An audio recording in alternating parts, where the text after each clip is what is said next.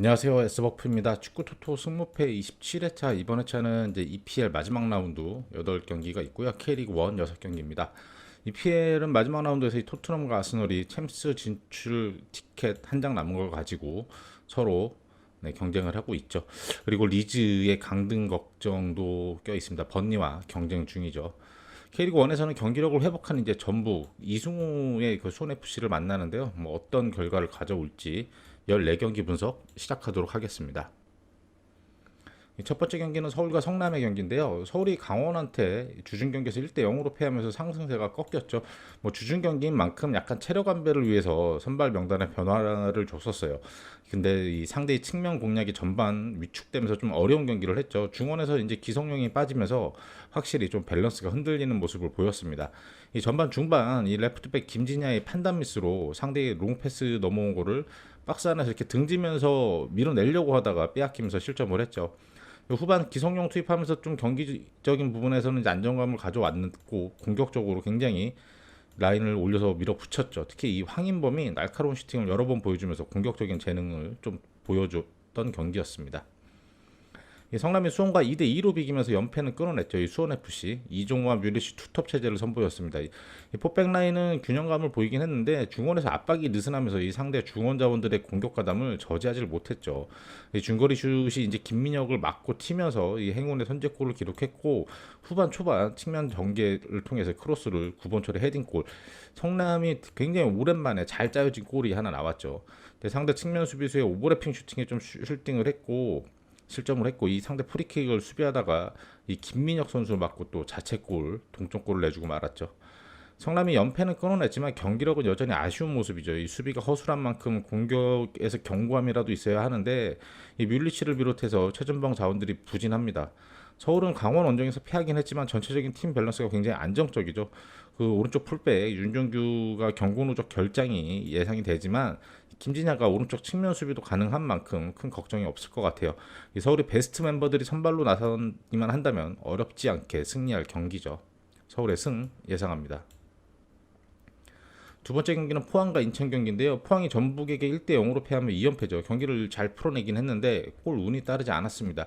신진호가 종아리 부상으로 2경기 연속 결장을 했죠. 이 신강훈이 다시 이승모와 호흡을 맞추면서 대처를 했습니다. 뭐 정밀 진단 결과 큰 부상은 아니라고 하는데 선수 본인이 좀 불편해하고 있다고 하네요. 아무래도 신진호의 공백으로 이 중원에서의 운영, 공격 전개 속도에는 조금 부족한 부분이 있었죠. 경기 초반 이 상대 전진 패스에 골키퍼 판단 미스까지 겹치면서 아쉽게 선제골을 내줬습니다. 이 고용준과 이 정재희가 공격적으로 굉장히 좋은 모습을 보였는데 최전방으로 선발 출전하는 이 모세스 선수가 좀 아직은 부진한 모습입니다. 적응 시간이 더 필요해 보여요. 인천이 대구와 홈 경기에서 가까스로 2대2로 비겼죠. 점유는 높게 가져갔지만 이 상대 날카로운 공세에 굉장히 많이 흔들렸고 경기 종료 직전에 PK로 간신히 비겼습니다. 세트피스에서 상대 제공권이 좋은 만큼 세트피스 수비에 신경을 많이 쓰면서 버텼는데 결국 코너킥 상황에서 선제 실점을 하고 말았죠. 실점 직후 이 주축 미드필더 여름이 착지하면서 부상으로 교체 아웃되기도 했습니다. 크로스를 상대 수비가 클리어한 공을 무고사 쪽으로 향해서 행운의 발리슛으로 추격골을 했죠. 후반 막판 PK까지 멀티골 게임을 했던 무고사입니다. 무고사를 향한 이 단순한 패턴의 공격 전개밖에 없다는 게 좀 아쉬웠죠. 상대 클리어 미스와 PK가 아니었다면은 뭐 위협적인 인천의 공격 장면은 없었습니다.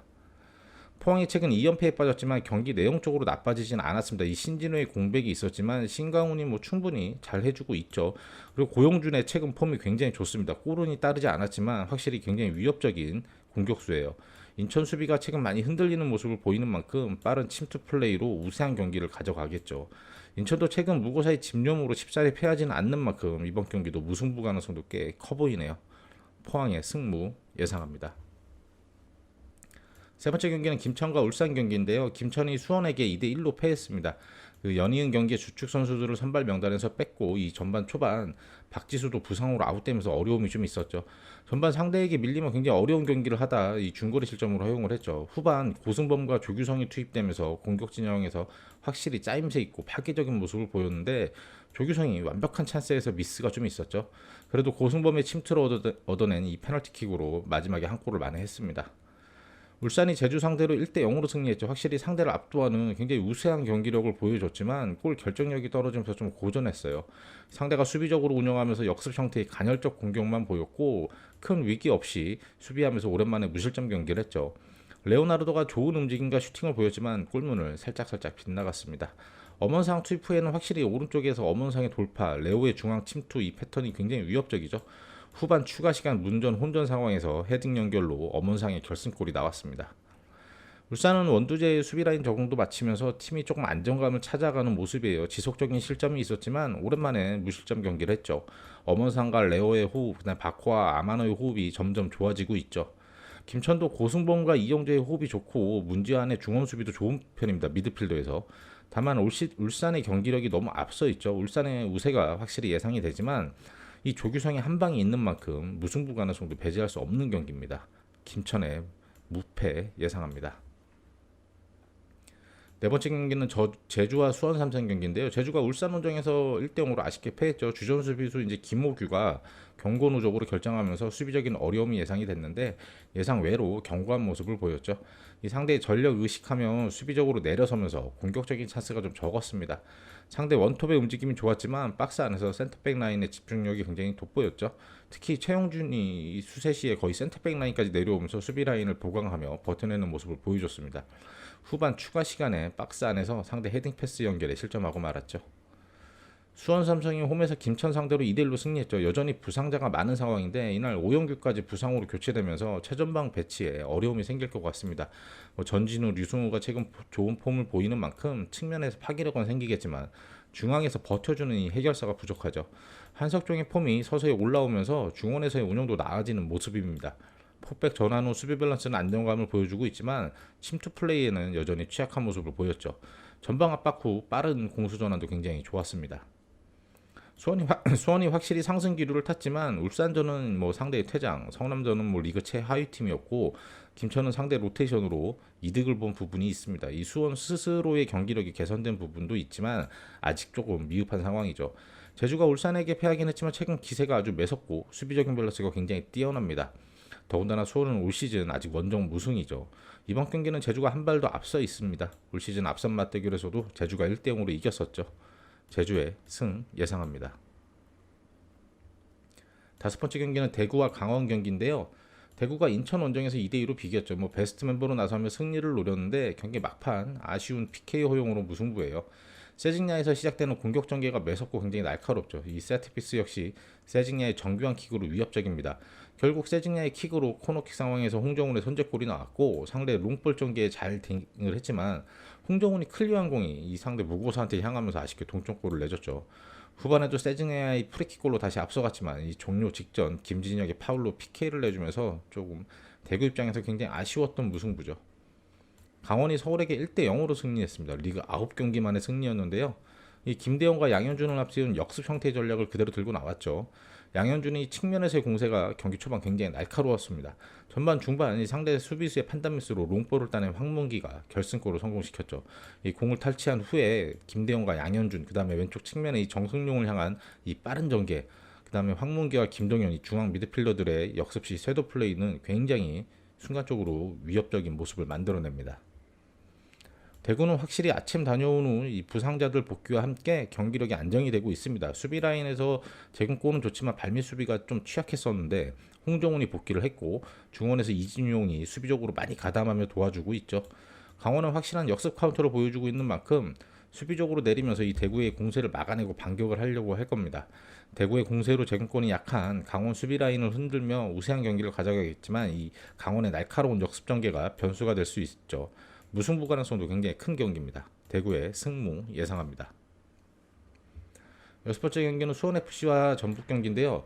수원이 성남과 2대 2로 비기면서 다시 승리를 놓쳤죠. 이 박주호가 징계에서 복귀했고 김건우와 함께 중원에서 안정적인 경기 운영을 보여줬습니다. 이 라스를 앞세운 공격적인 운영을 펼쳤지만 상대 중거리 슛이 다른 선수에 튕기며 불운한 선제 실점을 했죠. 후반 초반 상대 크로스의 추가 헤딩 실점까지 내줬습니다. 그래도 이 정동호가 이 측면에서 안쪽으로 접으면서 왼발 슛으로 한 골 쫓아갔고 프리킥 상황 상대 자책골까지 따르면서 동점골을 성공시켰죠. 라스의 폼이나 경기력이 떨어진 건 아닌데 득점 페이스가 저조한 상황이죠. 전북이 포항 원정에서 1대 0으로 승리를 했습니다. 이 경기력 운영에서 포항에게 밀렸지만 확실한 마무리 한 방으로 승리를 챙겼죠. 전반 초반 상대 키퍼의 판단 미스를 틈타 이 쿠니모토가 결승골을 기록을 했습니다.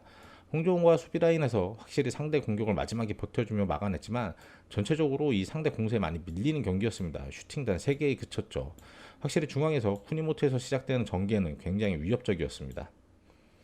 두 팀 모두 최근 경기력이 만족스럽지 못한 상황이죠. 다만 전북은 선수 개개인의 능력이 뛰어나고 확실히 쿠니모토에서 시작되는 날카로운 전개가 살아났습니다. 더군다나 수원은 장신 수비수 잭슨이 이 경고노적으로 나설 수가 없죠. 구스타보, 일류첸코 이렇게 확실히 제공권에서 우위를 보여주는 전북 공격진을 막아내기에는 좀 어려움이 예상이 됩니다. 경기력과 별개로 확실히 결과를 챙겨가는 전북의 힘이 있는 만큼 수원에게 꽤 어려운 경기가 되겠죠. 수원FC의 패 예상합니다. 7번째 경기는 아스널과 에버턴의 경기인데요. 아스널이 뉴캐슬 원정에서 2대 0으로 패하면서 현실적으로 챔스 진출이 굉장히 힘들어졌습니다. 경기 초반에는 측면 전개로 공세를 펼쳤지만 뉴캐슬의 강한 압박에 빌드업부터 어려움을 겪었죠. 예상외로 강하게 나오는 뉴캐슬 공세에 위축이 되면서 쉽사리 라인을 못 올렸습니다. 우측면에서 사카의 활약은 좋았지만 상대 수비 블락에 걸리면서 딱히 골 찬스가 없었죠. 상대 크로스에 걷어내려던 벤 화이트의 자책골이 나왔고 후반 막판 수비 집중력이 떨어지며 추가 실점을 했죠. 무리하게 라인을 올리려다 D가 무너진 케이스였죠. 랜스데일의 빌드업 미스도 있었지만 선방쇼가 없었다면 크게 무너졌을 만큼 뉴캐슬에게 몰렸던 경기입니다. 에버턴이 주중 수년 경기에서 크리스탈에게 3대2로 극적인 역전승을 거뒀죠. 상대 3탭 공세에 이 전반에만 먼저 2골 내주며 패색에 짙었지만 후반 고메즈를 빼고 델리알리를 투입하면서 경기의 흐름을 바꿨습니다. 의욕적으로 공격을 펼쳤고 후반 초반 프리킥 상황에서 센터백 킨의 추격골이 터졌고 후반 중반 시알리송의 굉장히 어려운 각도에서 동점골이 터졌죠. 그리고 후반 막판 그레이 프리킥을 루인이 결승 헤더골로 장식을 했습니다. 이 역전골 직후 이 잔류가 확정이 지어지는 만큼 관중들이 그라운드에 난입하는 해프닝이 좀 벌어지기도 했죠. 잔류를 향한 이 에버턴 선수들의 의지가 후반 대역전극을 만들어냈습니다. 에버턴이 극적인 역전승을 거두며 잔류를 확정했는데 이 크리스탈과의 경기에서 거의 모든 걸 쏟아 부었죠. 마지막 아스널 원정 경기의 동기부여가 힘든 상황입니다.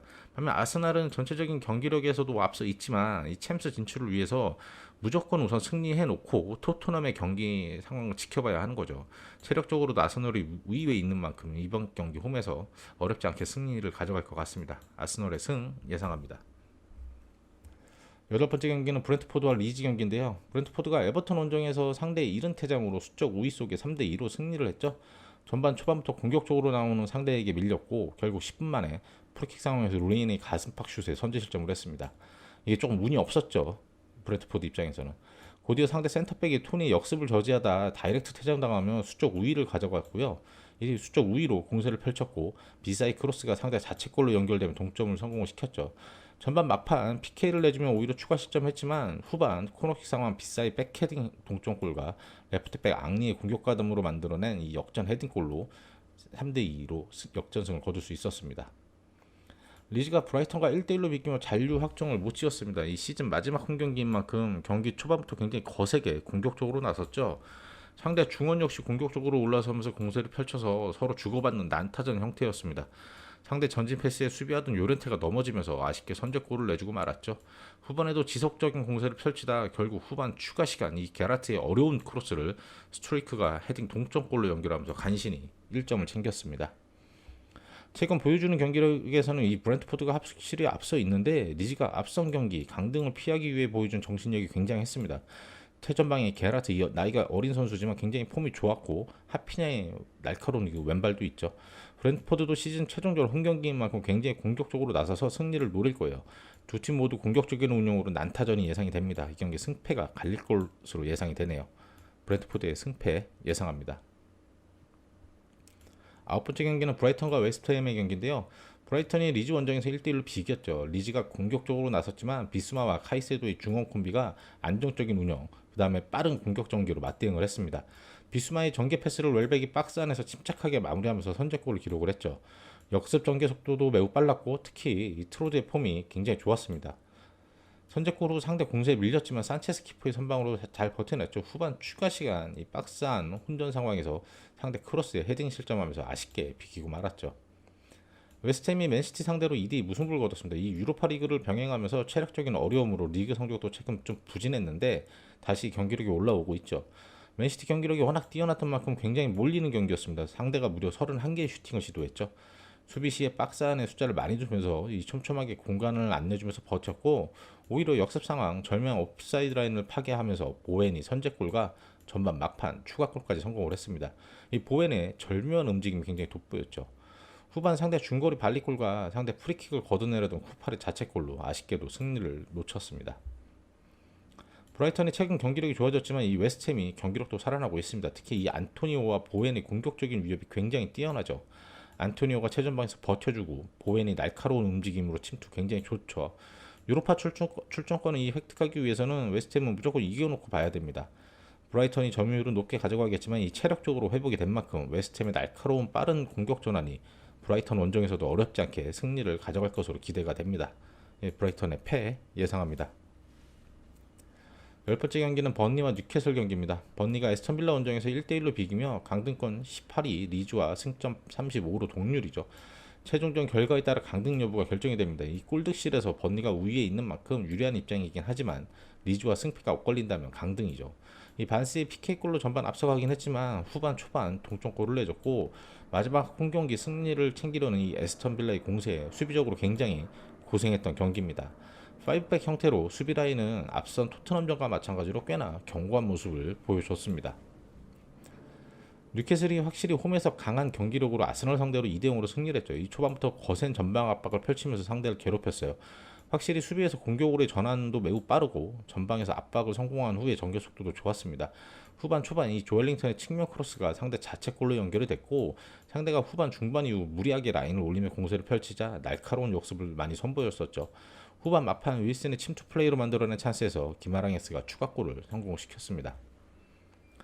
번니가 벼랑 끝에 서서 리그 마지막 경기를 치르게 됐죠. 그나마 위안인 것은 좀 홈경기라는 점이죠.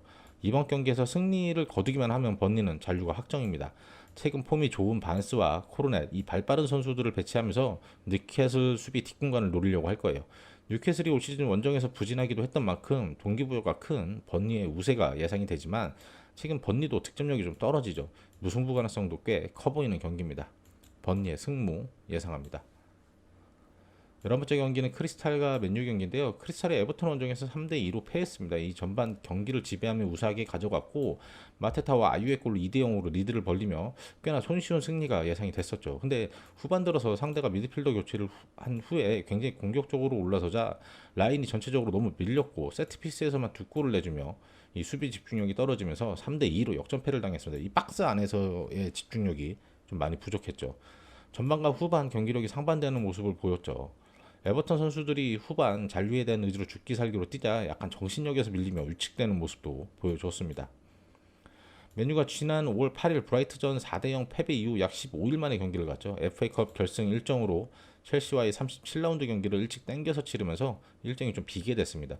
충분한 휴식을 취하며 긍정적으로 낀 효과로 이 작용을 했을지는 미지수입니다. 이 랑닉 감독의 마지막 경기고 원정으로 치러지긴 하지만 유로파리그 출전을 위해서라도 승리를 반드시 챙겨야 할 상황이죠.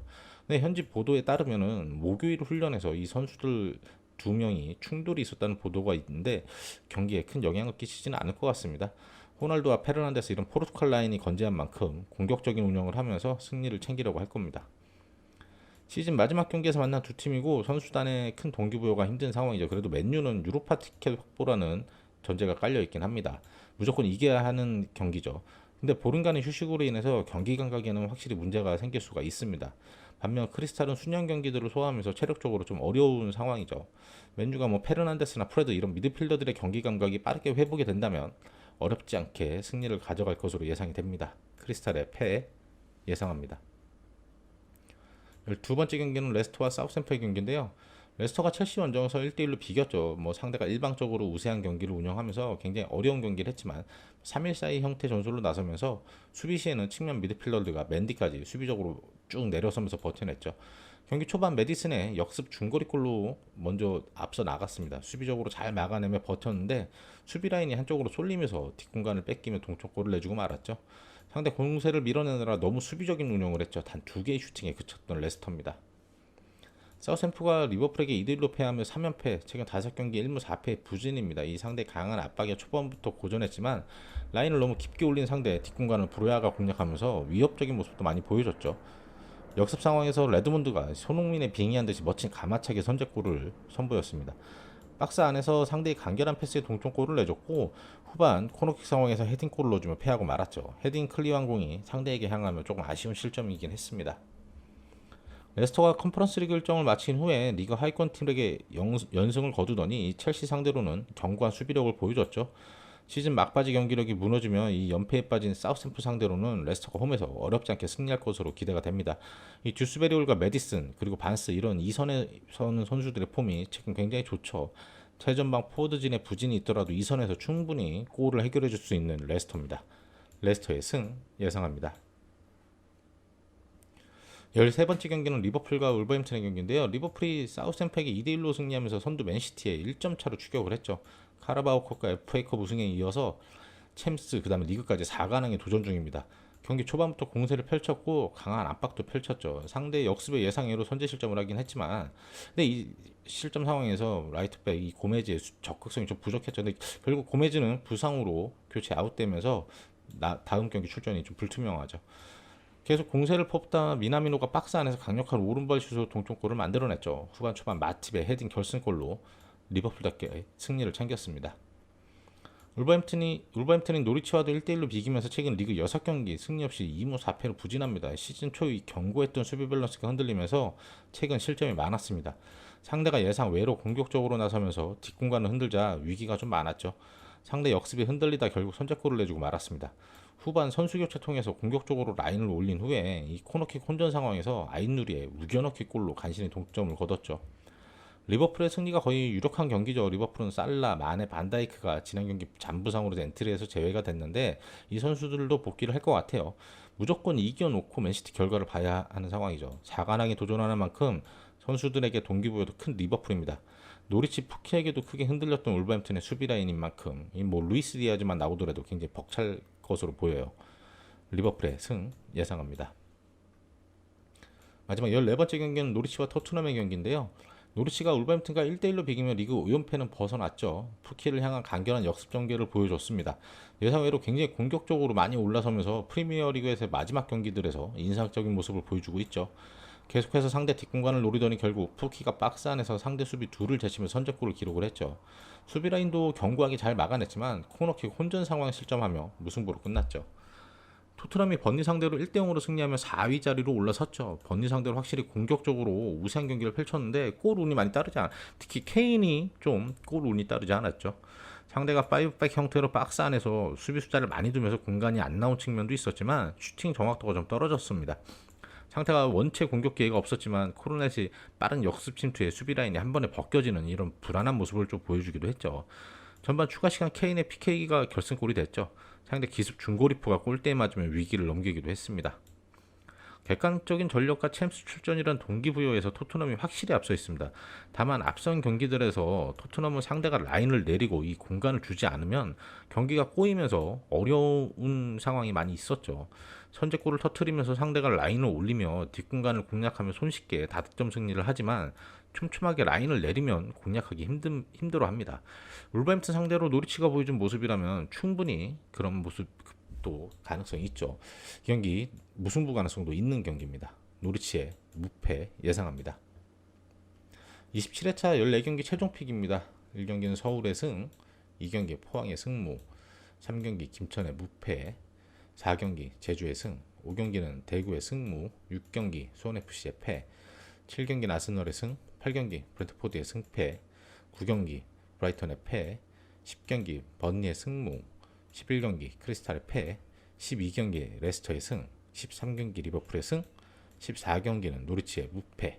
이상으로 저희는 27회차 14경기 분석 마치도록 하겠고요. 저희는 다음 분석 영상으로 찾아뵙도록 하겠습니다.